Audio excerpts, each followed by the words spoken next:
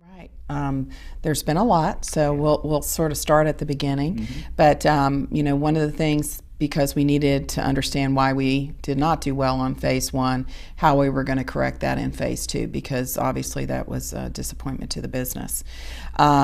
So one of the big things was that I remember was to charge you with going out and doing an assessment of all of our development teams in our 2 locations, and come back with a proposed QA organization, assess whether they had the proper skills in their group, what kind of practices and procedures, because even though we had something in place, there seemed to be inconsistency in those practices and procedures. What did their test cases look like? What did their test data look like?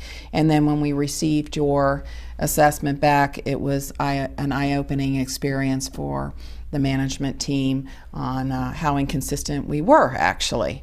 So from there, we decided that we were going to take that assessment and create and have you roll out an overall framework to all of the development groups and work with them on the plan to get there, and what we needed training in, and what tools, bringing tools and measurements so they were consistent. Remember all that? That was like pulling teeth, wasn't it? Fun stuff. Oh, pulling teeth sometimes to get everybody to talk the same language, right, across the different groups.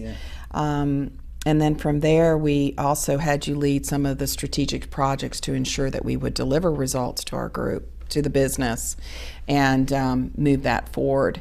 And I think the key there was you working with the teams, and they didn't feel like you were an outsider.